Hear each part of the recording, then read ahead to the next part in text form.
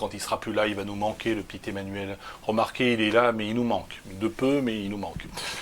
Cette vidéo, vous l'avez compris, va être consacrée à la sodomie, à la paix, à l'amour, et naturellement à Jésus. Jésus, bien sûr, Jésus de Nazareth, Jésus le Fils de Dieu, Jésus le Fils de l'homme, Jésus le roi de Jérusalem, Yerushalayim, Jérusalem, qui pour les uns est le nombril du monde et pour les autres l'anus du monde, d'où sortit tant de grandes religions et d'où sortira tant de guerres, dont l'Armageddon, la guerre nucléaire, la guerre ultime, que certains attendent de pied ferme, conformément aux Écritures. Vous avez aimé Hitler, l'épisode 1, vous adorerez mon Jésus, demain l'âge d'or, épisode 2, Jésus, c'est parti.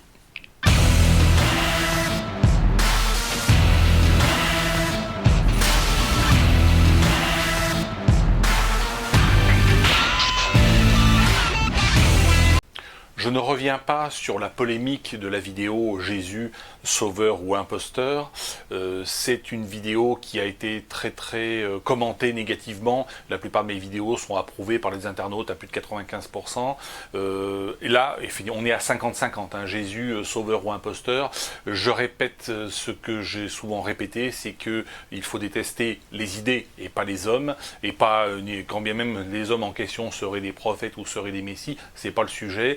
Donc je ne reviens pas sur cette polémique, mais fondamentalement, la critique que je développe dans Jésus, sauveur ou imposteur, on la retrouve en partie dans l'épisode 2 de Demain l'âge d'or consacré à Jésus. Alors je reviens sur la polémique du marquis de Sade qui explique que dans Justine, dont je vous invite à lire très largement le marquis de Sade, qui est un des plus grands philosophes des 2 derniers siècles, avec Nietzsche. Pour moi, c'est un grand de de la philosophie universelle et mondiale, et puis c'est un grand français, il n'a pas eu tant que ça, il y a eu René Descartes, il y a eu Pascal, mais c'est vrai que Sade est un très grand, et derrière son œuvre pornographique, il y a un message qui est un message très anti-chrétien, qui prend complètement le christianisme à rebrousse-poil, à rebours.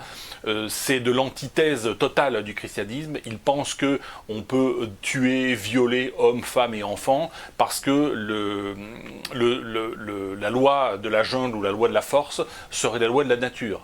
Donc ça, c'est la philosophie du marquis de Sade, c'est le christianisme complètement inversé. Le marquis de Sade qui, d'un point de vue économique, critique, donc à l'époque, avant la Révolution française, critique le fait que la France est un pays d'assistés. Alors l'assistanat, à l'époque, passe par l'intervention de l'Église catholique, et les Français sont très malheureux à l'époque de cet assistanat, comme ils le sont un petit peu aujourd'hui, et nous sommes nous-mêmes à la veille d'une révolution, d'une seconde révolution française, à laquelle je vais prendre part de manière extrêmement active. J'y reviendrai. Donc le marquis de Sade développe sa philosophie totalement anti-chrétienne, et ce qui est très intéressant, c'est que vous avez des auteurs comme Lénine et Mussolini, au XXe siècle, vont faire la synthèse du christianisme et du sadisme. Les régimes fascistes et communistes de type soviétique seront à la fois des régimes très sadiques qui vont perpétrer un plus ou moins grand nombre de crimes. En Italie, il y a eu quand même pas tellement de crimes de masse perpétrés, mais beaucoup plus en Union soviétique. On peut parler aussi des crimes perpétrés dans l'Allemagne nazie. Donc on a à la fois la synthèse d'une philosophie qui consiste à dire on peut tuer et violer parce que c'est l'intérêt général et c'est l'intérêt de l'État, et en même temps, il faut pratiquer le socialisme, donc il faut aider les pauvres, il faut pas qu'il y ait de pauvreté, il faut combattre les inégalités, et il faut aussi pardonner aux criminels étatiques ces pauvres pécheurs. Et là, on est dans le christianisme. Donc c'est vraiment Mussolini et Lénine, qui sont les 2 grands auteurs socialistes, les 2 grands théoriciens socialistes du XXe siècle, qui ont inventé le socialisme soviétique et le fascisme pour Mussolini, font la synthèse du sadisme et du christianisme. Donc je reviens sur cette notion-là très importante en termes d'idéologie politique et de doctrine politique dans Demain l'âge d'or, épisode de Jésus. Après la Seconde Guerre mondiale, les Américains, et dans une certaine mesure aussi les Soviétiques, ont voulu instaurer une nouvelle idéologie en Europe, qui est l'idéologie des droits de l'homme.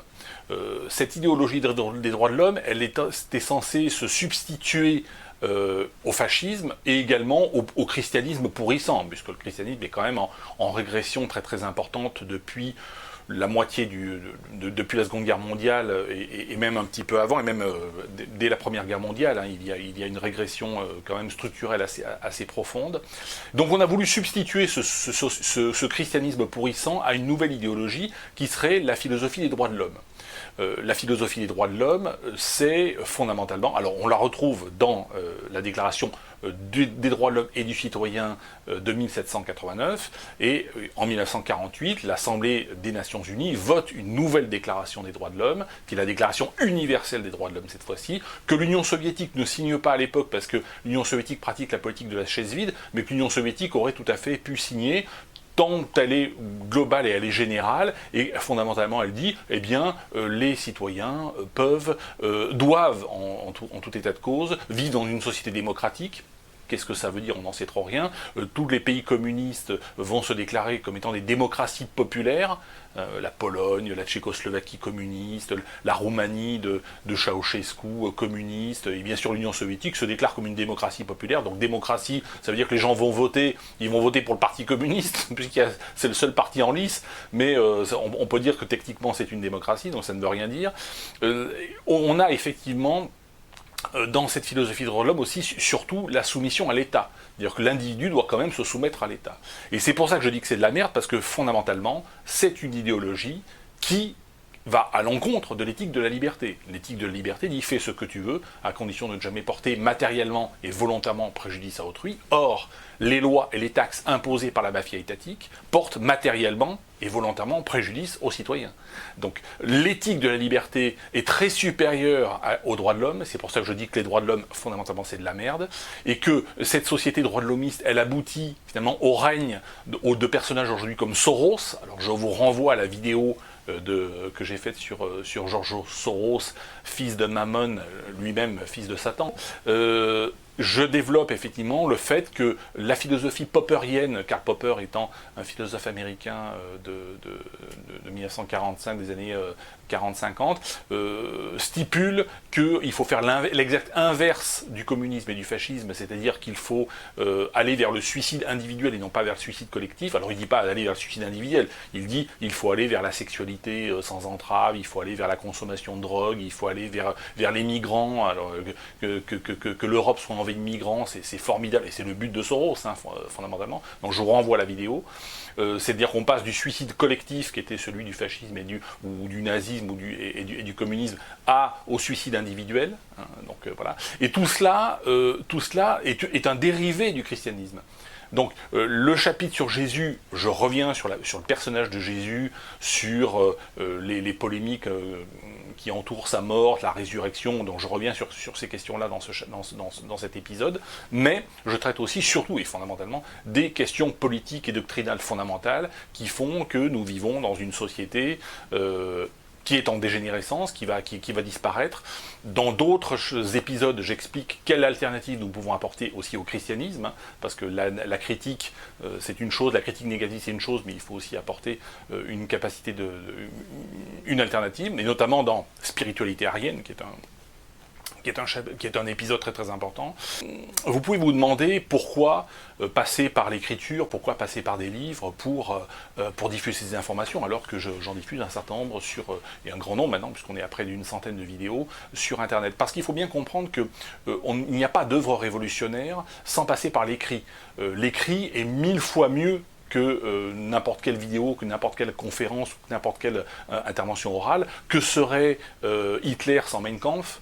Que serait le marxisme sans le Capital de Karl Marx 1849? Que serait le Coran qui a été rédigé, je le rappelle, par le troisième calife de l'islam, Othman ibn Affan, troisième calife de l'islam qui a fini horriblement assassiné par des musulmans en colère, disent les chroniques, ainsi que son prédécesseur, le calife Omar, et ainsi que son successeur, le calife Ali.